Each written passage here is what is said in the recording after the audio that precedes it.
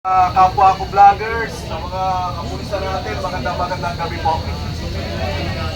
Noong nakaraang pong September 21, mga kababayan, lumabas po ang karamihan ng mga kababayan natin Pilipino, subalit hindi sapat para mapag-resign si Bongbong Marcos. Kaya nandito po tayo mga kababayan, itutuloy-tuloy natin ang laban hanggang sa mapag-resign natin itong si Bongbong Marcos. Nagpapasalamat po ako na may isang Marines na tumindig, mga kababayan ko, para pangalanan itong si Romualdez at si Saldico sa kanilang mga heavy luggage. Ito ay isang malaking testigo na kung saan mga kababayan ay baka patahimikin nila ito. Kaya kailangan po nating protektahan at suportahan. Nananawagan din po ako sa mga kasamahan pa ni Master Sergeant Gutesa na lumabas din at ituro nila, sabihin nila kung ano ang nalalaman nila sa korupsyon na nangyayari sa ating gobyerno. Marami na po nahihirapan mga kababayan ko. Hindi lamang po kami dito sa Metro Manila. Yung mga kababayan po natin sa Luzon, sa Visayas, sa Mindanao, yung mga kababayan nating binabaha, hirap na. Yung iba hindi na po makapunta rito dahil paano pa makakapunta kung yung bahay po nila ay inanod na. Subalit sa kabila po nun mga kababayan, punong-puno ang bulsa ng mga magnanakaw sa gobyerno. Yan po ang ating ipinaglalaban, kaya hindi po tayo titigil. Hindi po tayo aalis dito hanggang hindi napapalagot ang mga korap na politiko, lalong-lalo na po itong si Bongbong Marcos. Hindi po pwedeng sabihin ni Bongbong Marcos na wala siyang alam dyan. Hindi siya pwedeng maghugas ng kamay dahil siya ang pumipirma sa budget. Hindi rin mga kababayan ko dapat mawala sa listahan itong si Mr. Speaker Romualdez. Kasi nakita ko po yung mga listahan ng mga kinasuhan na parang si Saldico lang ang medyo inalay nila. Si Romualdez wala po doon. Paano po kaya yung testigo, yung sinabi ni Master Sergeant Gutesa na siya ay nagdi-deliver ng pera sa bahay po ni Romualdez? Mr. Chairman Ping Lacson, siguro naabulaga ka sa testigo na yon. Siguro naman, baka po pwede pag-aralan mong mabuti ang mga salaysay. Kasi ngayon po mga kababayan ko, ay tinitira po nila yung naglabas po ng katotohanan. Tinitira nila sa kadahilangan yung notaryo daw. Hindi daw yung abogado ang pumirma sa notaryo. Kadalasan po ganito nangyayari, di ba? Pag dito sa Maynila, pag nagpanotaryo ka, tama po, pangalan ng abogado may trisil, pero kalimitan, wala po doon yung abogado at iba po ang pipirma niyan. Ganun po nangyari. Sapat na po, mga kababayan ko, yung panunumpa ni Master Sergeant Gutesa doon sa Senado.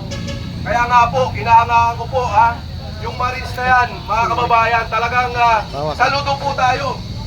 Kaya nga po, hindi po tayo aalis dito. At tayo rin po ay patuloy pang nananawagan sa mga kababayan kong Pilipino.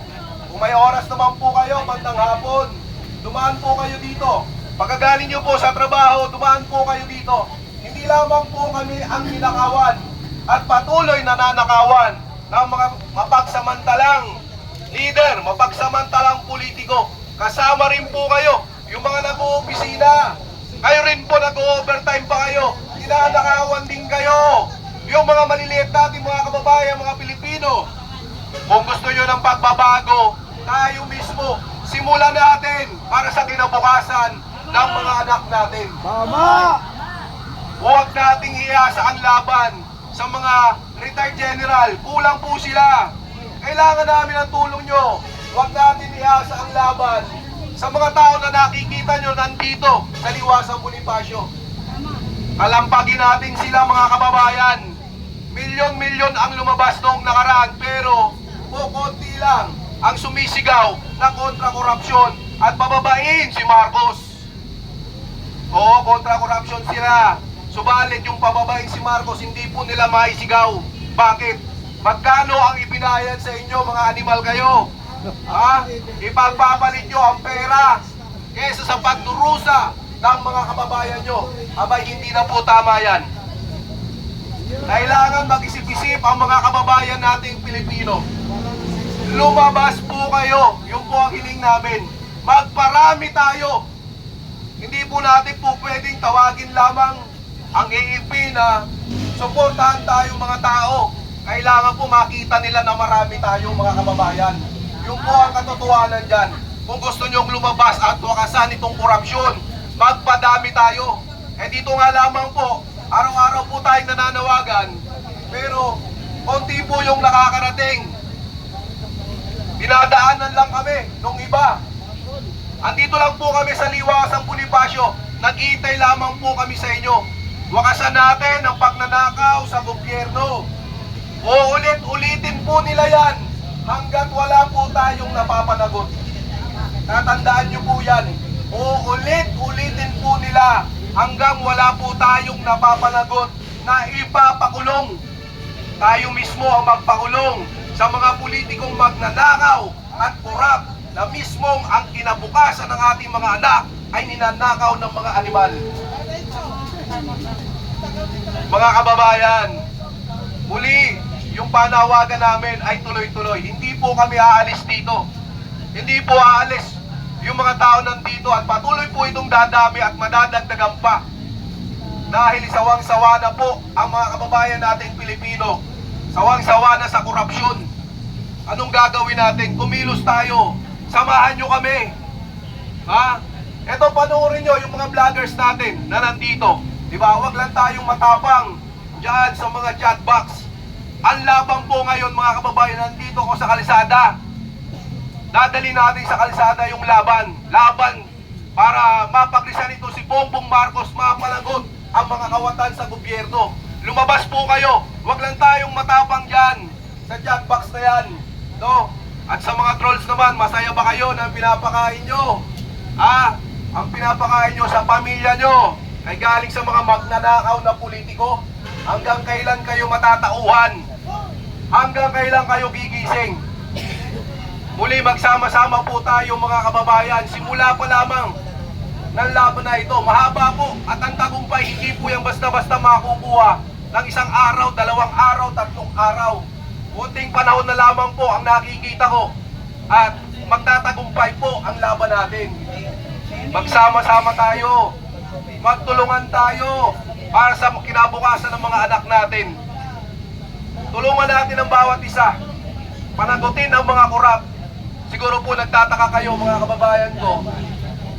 Yung mga senador na nabanggit po nila ay kinasuhan na. Pero yung mga nakaraang congressman, doon po sa hearing ng mga Diskaya, hindi po nila, wala pa pong kaso. Parang napakabagal ng hustisya. Gusto po nilang pauwiin si Saldico. Pero may nabalitaan na po ba kayo na hinold na yung passport niya? Wala. May nabalitaan na ba kayo? O wala po talagang mangyayari. At ang isa po sa pinakamaganda pa na nangyari ngayon, yung kay Mayor Magalong, di po ba? Nag-resign na siya doon sa umalis na agad. Dahil si Mayor Magalong mga kababayan, ayaw niyang masira yung kanyang kredibilidad. Hindi siya po pwedeng diktahan.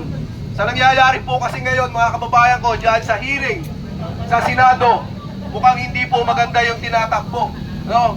Kasi eto nga po, yung testigo ni Senator Marcoleta, mukhang gusto pa nilang pasunungalingan. Ganyan po kahirap ang laban natin. Kung sino yung nagsasabi ng totoo, gagawa at gagawa sila ng paraan. Gagawa at gagawa sila ng dahilan para hindi mapaniwalaan. Ganyan po katindi. Kaya nga po muli, lumaban tayo sa korupsyon. Yung po ang aking panawagan sa inyo. Wala na po tayong magagawa sa panahon ngayon. Makikibaka sa lansangan. Tutulan natin ang korupsyon, ipakulong natin ang mga korap na politiko. Tama! Lalaban Pag-resignin tayo! natin si Marcos dahil siya lahat ang punot dulo ng nakawan dito sa bansa natin. Tama! Laban! Muli, hanggang dito na lamang. Magandang gabi sa inyong lahat bilang isang Pilipino. Mabuhay po tayo. Isang malakas na bagsak. Marcos, resign! Marcos! Resign! Isa pa, Marcos, resign! Resign! Ayan, magandang gabi po muli sa inyo mga kababayan. Salamat.